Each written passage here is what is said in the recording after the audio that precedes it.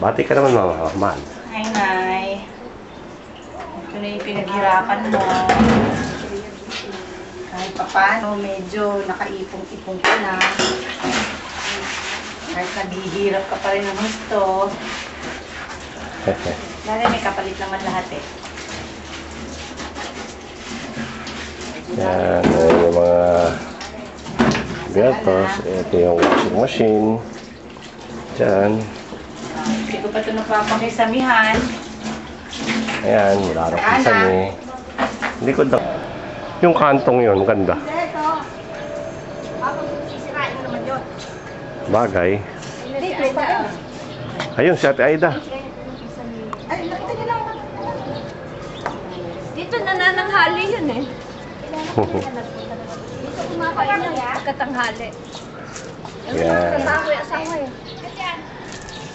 Ayan, si Ate Aida. Ay, Tita Glenn! How are you? Ngayon lang ulit kami nakabalik. Oo nga eh. Tagal.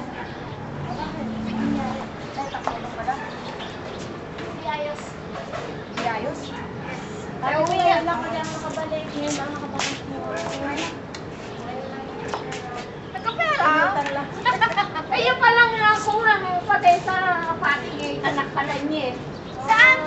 Kasi, yung mga sunod kong ano, yung ginahon doon sa pating, sa ilaw, mga adults. Yung babae, lalaki. Ayan, si Ate Aida. Lagi namang minamitan ko na yan. Oo.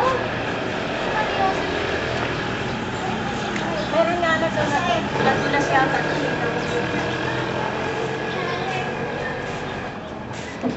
Yung anak ni Tita Glenia. Ano nangyari?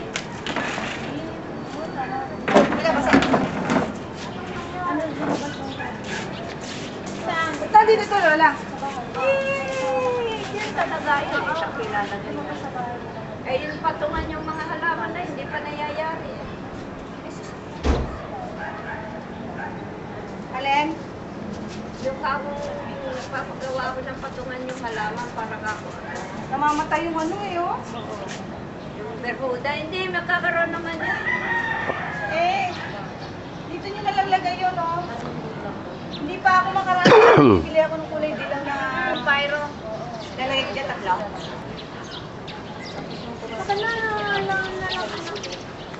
Hindi, maliit lang yun eh. O, ano nang nangyari doon? Alas ko. Namubuisit pa rin.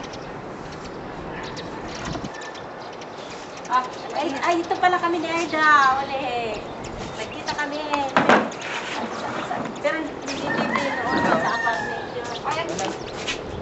Ay, sige lang. Napakasuklas naman yung 207. May trabaho pa naman sana. Tapos hindi ko naman napasok. Napasok pa siya. Ano? Yung magandang halaman para siyang ganda ng bahay. Nakitaksan yung ira, kaya lang hindi ako makabunot eh. Yeah. Yung ganda niya. Pero halaman na halaman lang. Ano yung mga halaman? Yan nanay, garahe yan yun. Ito yung daanan ng sasakyan na yan. Diyan, talaga ang garahe yan. Yan, dyan ang garahe. Ayan, yung extra lote. Yan. Ayan ang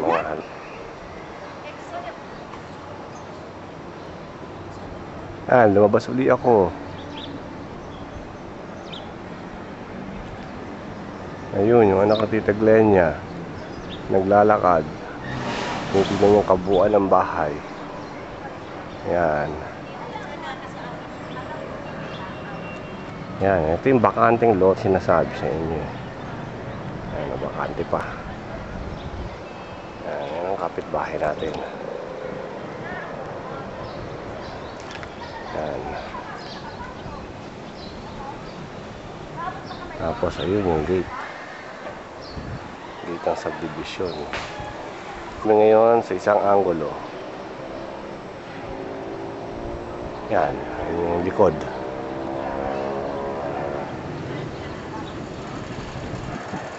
Yan o. Tricycle.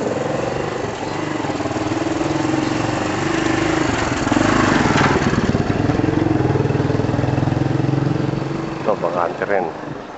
Ang likod nito. Yan. Yan, kapitbahay na. Ayun.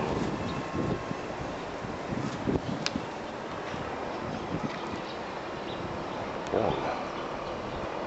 Ayun yung kwartong may aircon. Yung kanina pinanggalingan namin. Pinanggalingan ko kung ginawanan ko yung taas, diba? So yan, ayun yung bahay. Yan, maulan-ulan pa.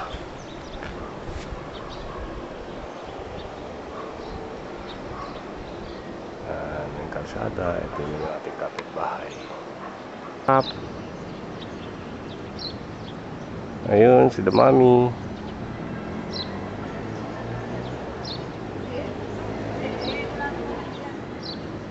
Ayun, sila ate Aida.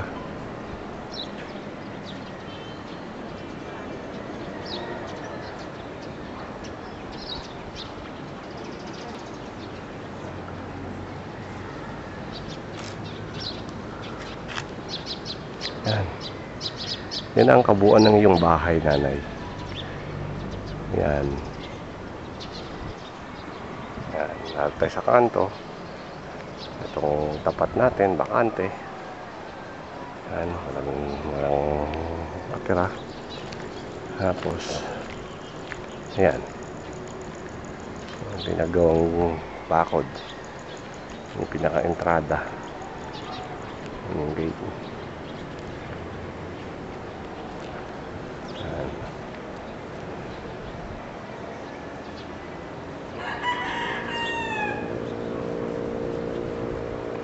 Yung sitag dahil niya nakatalikod.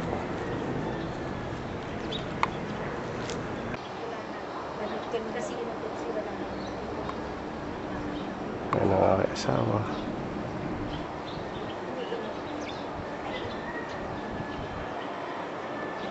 Ito, si Ate Aida. So,